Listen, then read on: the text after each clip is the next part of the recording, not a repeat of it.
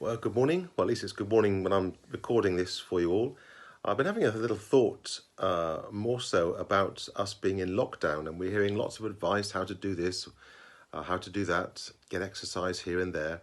And I was just thinking, what does the Bible say about being in lockdown? And you might think, really? Does it actually talk about this? Well, I suppose it gives us lots of examples. And one example was of a chap called Jonah. Now, if he wasn't in a lockdown, I don't know who is.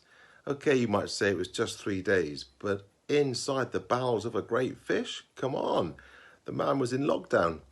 And I just thought, what lessons can we learn from that? Well, lesson number one is before he went into lockdown, you couldn't say that his faith was spot on.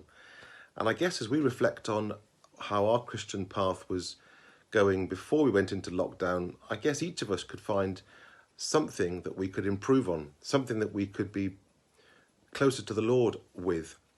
And as I reflect on that, I then think of what happened next. Well, while Jonah was in lockdown, the first thing he did was cry out to the Lord. And I guess that's important for us to be doing, which is to keep speaking with the Lord, studying the Bible, praying a little bit, and so on. Just keep asking him for what we can do and tell him how we feel. Now, Jonah did just that. If you read chapter 2 of Jonah, it's exactly what he did. And then, of course, God took him out of lockdown. It wasn't in a particularly nice way. I think we'll be getting a little bit smoother when we eventually come out of this lockdown. But there he was, out of lockdown. And then what happened? Number three? Well, number three was God gave him something to do.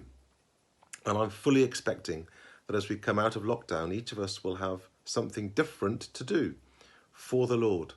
So that's my thought for the day, really, is as we're in lockdown, the Bible does give us plenty of guidance. And there are a number of people who are in lockdown. I might share a thought of somebody else next time.